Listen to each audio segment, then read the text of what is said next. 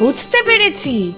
এই জন্যই সকাল থেকে কুনাল বারবার আমি জিজ্ঞেস করছিল বনি ব্রেকফাস্টে কি খেতে পছন্দ করে, লাঞ্চে কি খেতে পছন্দ করে। ইভেন সকালে যখন আমি চা বানাচ্ছিলাম না দাদু, তখনও দেখলাম উনি রান্নাঘরে। কিন্তু এটা যে পুরোটাই বনির জন্য টিফিন বানানোর কি, সেটা তো আমি বুঝতেই পারিনি।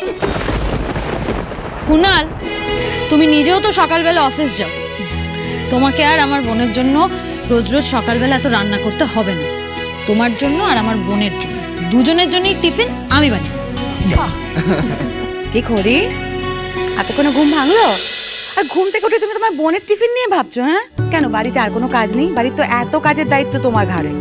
হ্যাঁ, এই ব্যাপারে আমি কিন্তু ছোট বৌমার সঙ্গে একমত। এই সংসারের সমস্ত দায়িত্ব সামলানো, সকলের মধ্যে দায়িত্ব ভাগ করে দেওয়া আজ থেকে আমার বড় নাত বৌমার কাজ। হ্যাঁ বাবা, এতগুলো বছর ধরে তো আমি আর দিদি সবটা সামলালাম, বলুন। এবার তো করিকেও সব দায়িত্বটা নিতে হবে। আমরা সবটা ওকে বুঝিয়ে দেবো, আর সবটা বুঝিয়ে দিয়ে ঝাড়া হাত পা। অতএব আমার বৌমাদের ছুটি দিয়ে আজ থেকে সংসার, এই বাড়ির দায়িত্ব তোমার করে দিদি। তোমার ঠাম্মি এই চাবির গোছা তোমাকে দিতে বলেছে, এটা তোমাকেই মানায় করে দিদি। না ধর। আরেকটা কথা করি, দেখো তুমি তো ওদের বড় যাও, তাই এবারে বাকি দুই বউ তোমার দিদি আর বোন বলে তাদেরকে কিন্তু সবসময় আগলে রাখতে চলবে না। হ্যাঁ, এই বাড়ির মান সম্মান শিক্ষা সেগুলো মাথায় রাখতে হবে। প্রয়োজন পড়লে তোমাকে শক্ত হাতে হাল ধরতে হবে। তুমি চিন্তা করো না কাকিমণি, আমি আমার যা যা দায়িত্ব সেগুলো সবই পালন করবো। আর শুধু আমি কেন, আমি আমার দিদি আর বোনের হয়েও এই কথাটা বলতে পারি, ওরা ওদের দায়িত্ব কর্তব্য সব পালন করবে। আর আমার বোনেদের জন্য এই বাড়িতে কোনোদিন কোনো সমস্যা হবে না, এটুকু গ্যারান্টি দিতে পারি। তবে শুধু বাড়ির দায়িত্ব নিলে হবে না, করি আমাদের ব্যবসার দায়িত্ব নিতে হবে। আমাদের লাস্ট যে অর্ডারটা আমরা হারিয়েছি, তার জন্য আমাদের ব্যবসা, আমাদের রেপুটেশন ইজ অ্যাট স্টেক। আমরা যে অর্ডারটা হারিয়েছি তার জন্য অন্য কেউ আমাদের অর্ডার দিচ্ছে না। এখন পয়লা বৈশাখের নতুন ডিজাইন যদি আমাদের একটু হলেও বাঁচাতে পারে। আমি একটা মিটিং ফিক্স করেছি, কোনো আধ ঘন্টার মধ্যে রেডি হয়ে। আর রাহুল কোথায়? হ্যাঁ, আমি সকাল থেকে কিন্তু রাহুলকে দেখছি না। রাহুল কোথায় দুটি? বাবা তো বেরিয়ে গেছে, বাড়িতে নেই। আমি যখন ঠাম্মির ঘরে যাচ্ছিলাম দেখতে পেলাম বাবা বেরিয়ে গেল। ও এখনো ঘুম থেকে ওঠেনি, ও ঘুমোচ্ছে এখনো। এক মিনিট, আমি যখন সকালে তোর ঘরে গেলাম আমি কিন্তু রাহুলকে দেখতে পাইনি। রাহুল বাড়িতে নেই দুটি? আচ্ছা, কাল রাতেও বাড়িতে ছিল তো? না মেশো, বাবা কাল রাতে কোথায় যেন বেরিয়ে গেছে, আমি দেখেছি। মাম্মাম, মানে রাহুল কোথায়? হ্যাঁ, কাল সারা রাত কোথায় ছিল রাহুল? Good morning everyone.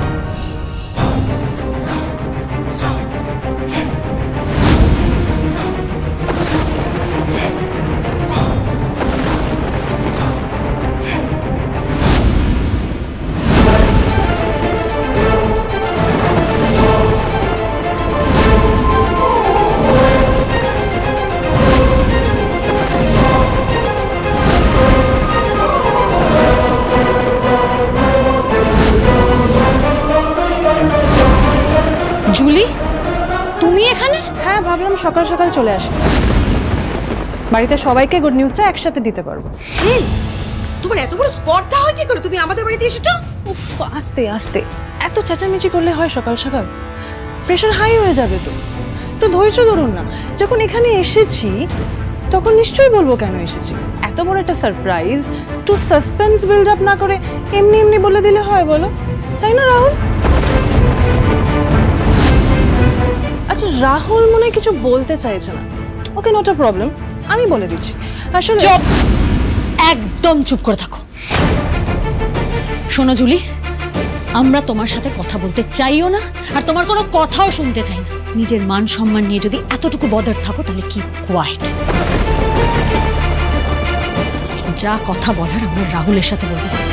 কি ব্যাপার রাহুল, জুলি এখানে কি করছে? কাল রাতে তুই কোথায় চলে গেছিলি? ফুলসজ্জা ছেড়ে কাউকে কিছু না বলে কোথায় গেছিলি? কেন গেছিলি?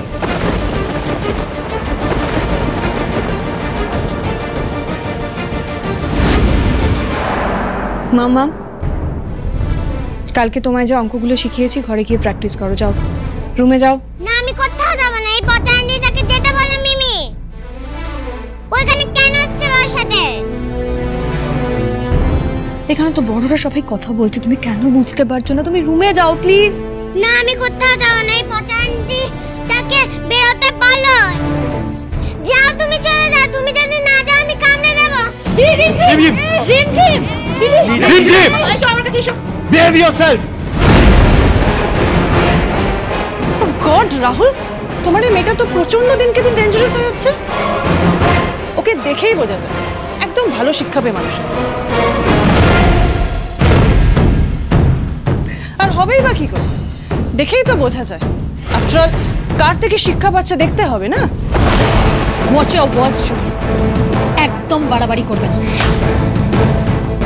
শোনো, আমার দিদির শিক্ষা নিয়ে কথা বলার আগে না নিজের দিকে তাকাও।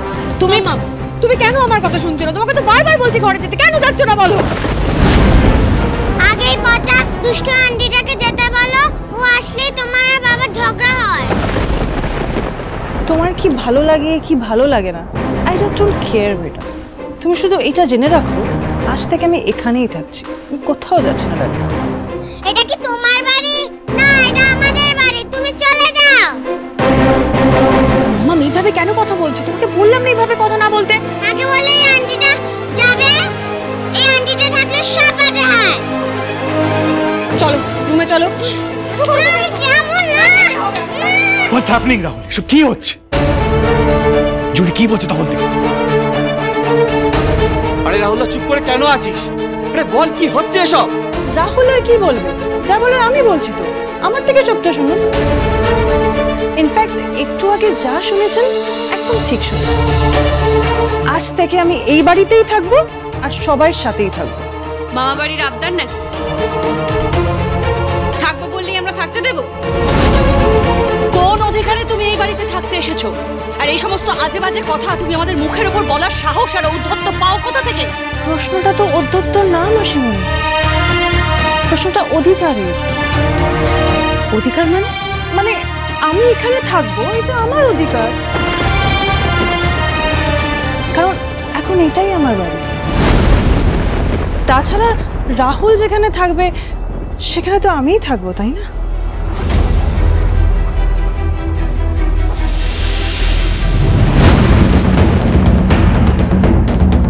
Not a single word, Julie. This is family matter. আমাদের ধৈর্যের পরীক্ষা তুমি নিও না। রাহুল, আমার এই বাড়ির একটা নাম আছে, একটা রেপুটেশন আছে।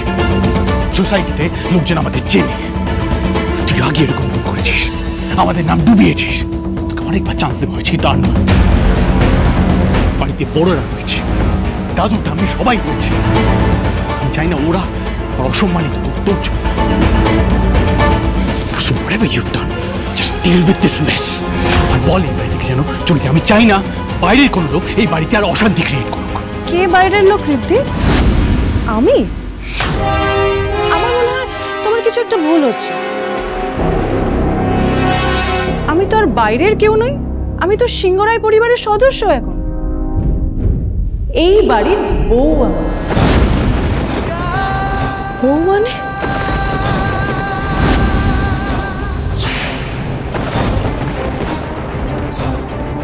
মানেটা তো খুব সিম্পল দুতি। আজ থেকে আমি এই বাড়ির বউ, রাহুলের ওয়াইফ। জুলি সেনগুপ্ত। এই যে আমি সিঁদুর পরেছি সব তো রাহুলেরই জন্য। সব নিয়ম কানুন মেনে রাহুলকে বিয়ে করেছি, নিজের জীবন সঙ্গী করেছি।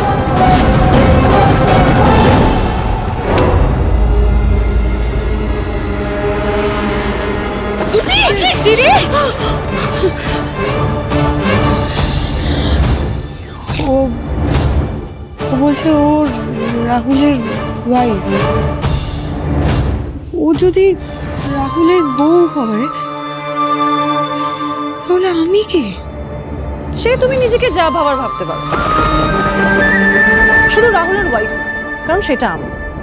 আর কি হচ্ছে না? আর কি পাচ্ছ না তুমি?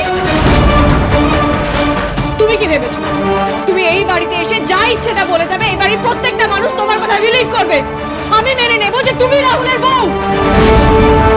আমি বিশ্বাস করি না, তোমার প্রত্যেকটা কথা মিথ্যে, আমি বিশ্বাস করি না। কে কি মানলো কি না মানলো তা নিয়ে বিশেষ কিছু যায় আসে না।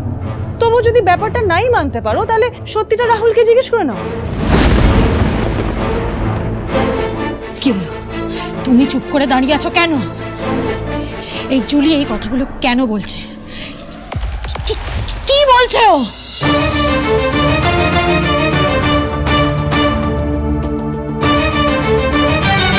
ভালো লাগছে না কিন্তু আমার এই চুপ করে থাকাটা। একদম চুপ করে থাকবে না, উত্তর দাও। তুমি ওকে এইসব কথা বলার সুযোগ করে দিচ্ছ কেন? সত্যিটা বলতে পারছো না? ও কেন বলছে ও তোমার ওয়াইফ? কি করে বলছে? কোন সাহসে বলছে ও? কাল কোথায় ছিলে তুমি? তুমি আমাকে বলতে পারো কোথায় ছিলে, কি হয়েছিল কাল? সত্যিটা বলো রাহুল, আমার কিন্তু ভালো লাগছে না রাহুল, প্লিজ সত্যিটা বল। আরে সত্যিটা বলো রাহুল, বলো না সত্যিটা। Question Rahul, Julie is right.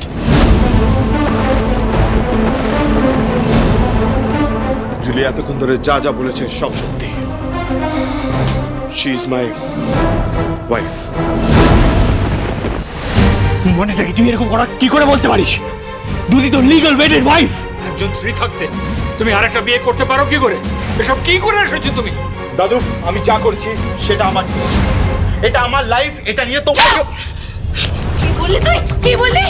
তোর লাইফের ডিসিশন নিতে গিয়ে একটা মেয়ের জীবন বরবাদ করে দিবি? হ্যাঁ, তোর মাথা খারাপ হয়ে গেছে বাবা? হ্যাঁ, তুই বুঝতে পারছিস না মানেটা কি? কি বলছিস তুই? এটা কিন্তু ছেলে খেলা নয় রাহুল। একটা বউ থাকতে তুমি আবার বিয়ে করেছো, এটা একটা ক্রাইম। আর আমি থাকতে তুমি এত বড় একটা ক্রাইম করে কিছুতেই আইনের চোখে ফাঁকি দিতে পারবে না। তোমাকে গড়াদের পিছনে ঘানি টানতে হবে, আর সেই ব্যবস্থা আমি করব। দাঁড়ান বাড়া, আগে সত্যিটা সামনে আসতে দিন। আমার মনে হচ্ছে কিছু একটা গড়বড় আছে। রাহুল এরকম একটা কাজ করতেই পারে না। আমি ভাবতে পারছি না, এতগুলো সুযোগ পেলে তুমি, তবু তোমার চরিত্র একই রকম রয়ে গেল। এত কিছুর পরও তুই শুধরলি না। বিশ্বাস করতো প্রত্যেকটা অন্যায় খড়ি, রিদ্ধি, বাবা, আমরা বাড়ির সবাই ক্ষমা করে দিয়েছি, শুধু এই আশায় যে একদিন তুই ভালো হয়ে যাবি, একদিন তুই শুধরে যাবি। তুই সেই আমাদের মান সম্মান সবার সামনে একেবারে ধুলোয় মিশিয়ে দিলি না? সব দোষ আমার, তাই আমি বারবার হেরে যাচ্ছি। আমার বাপ, তুই এত চেষ্টা করেও আমি আমার ছেলেটাকে কিছুতেই সোজা পথে আনতে পারছি না। এতে তোমার কোনো দোষ নেই বড় পিসিমণি। কেউ যদি স্বেচ্ছায় বারবার শুধুমাত্র খারাপটাকেই বেছে নেয়, তাহলে সেই পাপের শাস্তি তাকে নিজেকেই পেতে হবে, কেউ সেটা ভাগ করবে না। তো শাস্তি তো আমরা তোকে পরে দেবো, বাট কান খুলে শুনে নে, আমাদের সবার চোখে, আইনের চোখে তোর এই বিয়েটার কোনো মানে নেই, because you already legally married. Exactly, তোমার আর জুলির এই বিয়েটা ইনভ্যালিড। এই বিয়ের কোনো মূল্য নেই। এই কথাটা অবশ্য ঠিকই বলেছো তোমরা। একটা বিয়ে করা সত্ত্বেও আরেকটা বিয়ে করা ইটস আ ক্রাইম। আর এতে সেকেন্ড বিয়েটা আইনত মূল্যহীন, invalid. I completely agree to that. Agree যখন করছো তাহলে এখানে দাঁড়িয়ে আছো কোন অধিকার?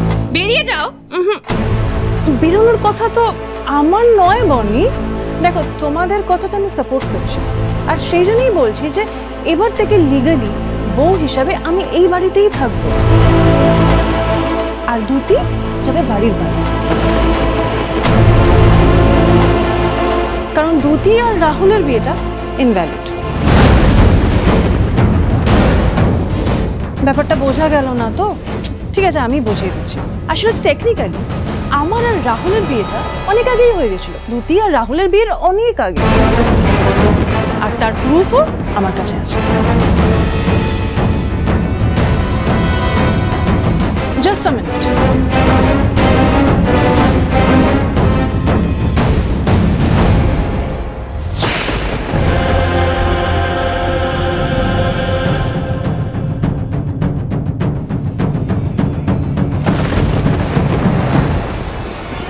এই পেপারটা ভালো করে দেখে নাও খুড়ি, তাহলেই বুঝতে পারবে যে আমার আর রাহুলের রেজিস্ট্রিটা 2 বছর আগেই হয়ে গেছিল।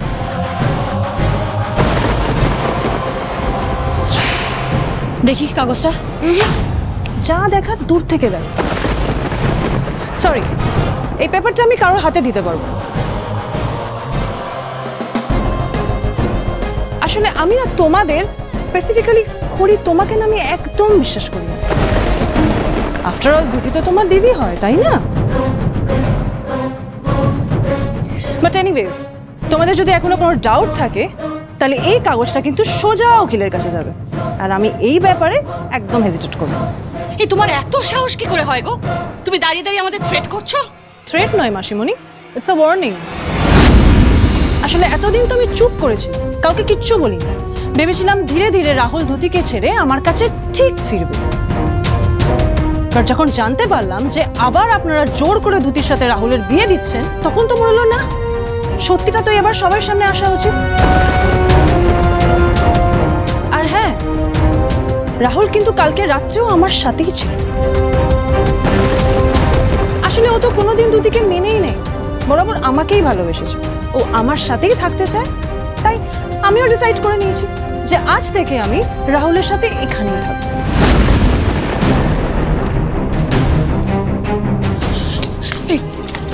কেন করলে তুমি এমন? বলো না কেন করলে? আমি কি ক্ষতি করেছি তোমার? এত বড় সত্যিটা তুমি কেন জানাওনি আমাকে? এত কিছু ঘটে গেছে আর রাহুল এই 2 বছরে কাউকে কিচ্ছু জানায়নি, আর এখনো এইভাবে চুপ করে দাঁড়িয়ে আছে। কোনো আস্ফালন নেই, কোনো কৈফিয়ত নেই, কমপ্লিটলি সাইলেন্ট। এরকম তো হতে পারে না, এর মধ্যে কিছু একটা গোলমাল নিশ্চয়ই আছে। এতদিন কিচ্ছু কেন বলো রে আমায়? বলো রাহুল, বলো। চুপ করে দেখো না, বলো। বর্দি প্লিজ একটু শান্ত হ প্লিজ। কি করে শান্ত হবো? তুই কেন বুঝতে পারছিস না? এই মানুষটা আমার জীবনটা শেষ করে দিয়েছে। চুপ করে থেকো না রাহুল, এখনো সময় আছে, সত্যিটা বলো। এর মধ্যে কিছু একটা গোলমাল আছে, বলো রাহুল। কি হয়েছে বলো আমাদের। কি গোলমাল থাকবে খড়ি?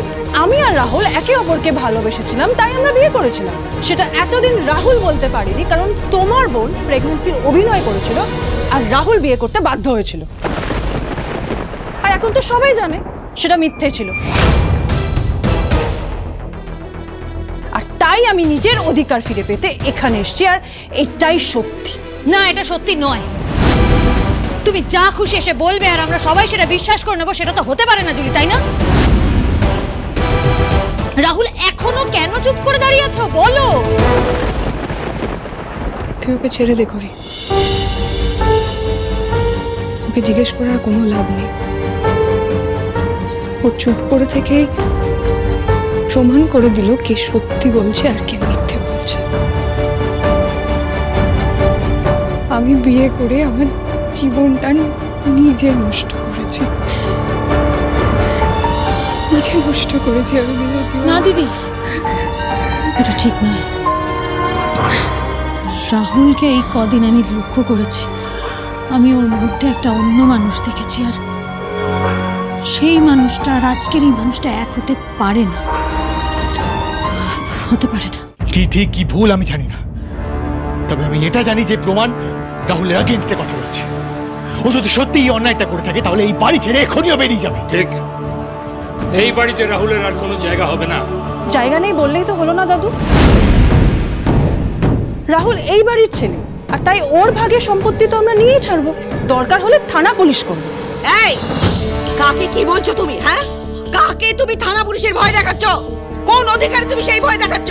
আর তুমি কি জানো, যেদিন আমাদের মাথার উপর ছাদ ছিল না সেদিন এই পরিবার আমাদেরকে আশ্রয় দিয়েছে। ওদের জন্য আজ আমরা বেঁচে মরতে আছি।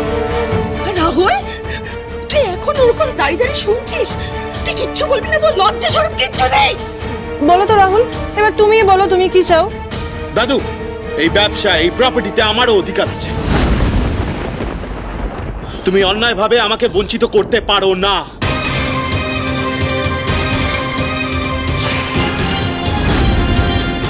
এটা কি অন্যায় বলে মনে হচ্ছে তোর? যেটা তুই করেছিস সেটা কি? এই বাড়িটা ওর, এই পরিবারটা ওর, আমি তো বাইরের মেয়ে। আমি কেন থাকবো এই বাড়িতে? আমি দুদি প্লিজ, দিদি দাঁড়া।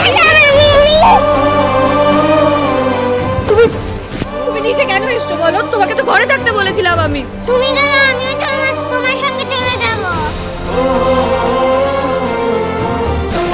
ভালোই হবে, একসাথে দুটো আপদ বিদায় হবে। কেউ কোথাও যাবে না। এই বাড়ির শিক্ষা সংস্কার আর মা জগদ্ধাত্রীর বাধা গাঁট ছড়া কোনোটাই এত ঠুনকো না। হ্যাঁ, আমি তোকে একদিন বলেছিলাম তুই রাহুলকে বিয়ে করিস না, বিয়ে করে নিজের জীবনটা শেষ করিস না, কিন্তু সেই আমিই তোকে বলছি তোর এই বিয়েটা শেষ হয়ে যায়নি দিদি।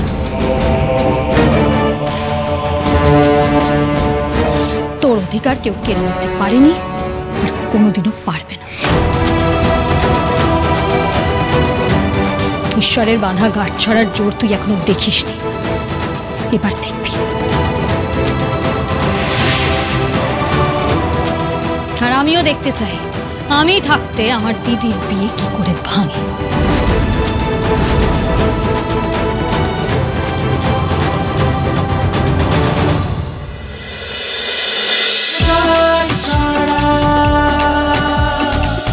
চলো চলো চলো চলো চলো পাল্টাই।